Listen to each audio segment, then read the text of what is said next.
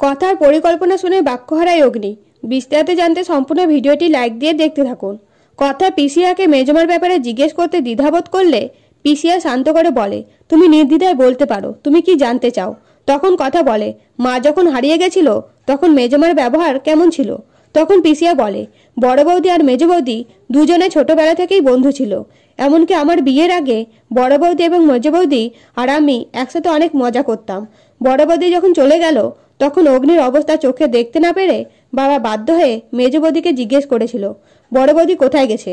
তখন তো মেজ বৌদি বলে, সঞ্চিতার অনেক দিনের ইচ্ছে নিজে হেসেল খুলবে, নিজে টাকা উপার্জন করবে, আর ও জানতো এই বাড়ি থেকে এটা সম্ভব না, তাই চলে গেছে। তখন বাবা বলে, একা কিভাবে হেসেল চালায় দেখে নেব। তখন মেজ বৌদি বলে, সঞ্চিতা একা না, সঞ্চিতা আমাদের গ্রামে একজনকে প্রেম করত, তার সাথে চলে গেছে। আমি আগে জানলে যেতে দিতাম না। এই কথা শুনে কথা বলে, মেজমা কি সন্দেহের সাথে এসব কথা বলেছিল। তখন পিসিয়া বলে, না, বরং এমনভাবে বলেছিল যাতে আমরা বিশ্বাস করে নিই।